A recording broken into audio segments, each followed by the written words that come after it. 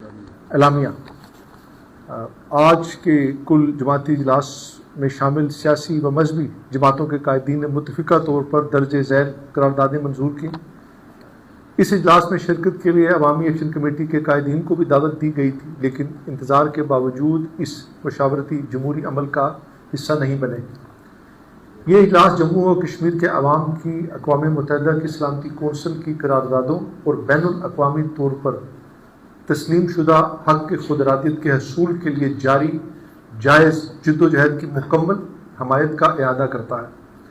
اور بھارت کے زیر تسلط جموں و کشمیر میں بھارتی افواج کی جانب سے جاری انسانی حقوق کی خلاف ورزیوں، جبر و استبداد اور مظالم کی شدید مذمت کرتا ہے، نیز حریت قیادت اور سیاسی کارکنان کی غیر قانونی نظر بندی اور قید کو بھی قابل مذمت قرار دیتا ہے، اور مقبوضہ جموں و کشمیر میں آبادی کے تناسب کو تبدیل کرنے کی بھارتی کوششوں کی بھی مذمت کرتا ہے۔ یہ اجلاس آزاد جموں و کشمیر میں جاری جمہوری تسلسل اور آئینی عمل کے تسلسل کو ریاستی استحکام کی بنیاد قرار دیتا ہے،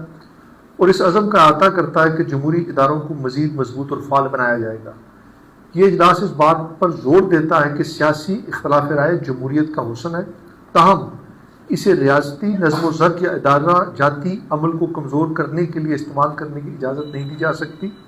مزید برآں یہ اجلاس تمام سیاسی، سماجی اور عوامی حلقوں پر زور دیتا ہے کہ وہ برداشت، مکالمے اور پرامن سیاسی جدوجہد کو فروغ دے تاکہ خطے میں پائیدار امن قائم رہے۔ یہ اجلاس آزاد جموں و کشمیر میں قومی سلامتی کے اداروں کو کردار کی نگاہ سے دیکھتا ہے اور اسے ریاستی استحکام کا اہم ستون قرار دیتا ہے۔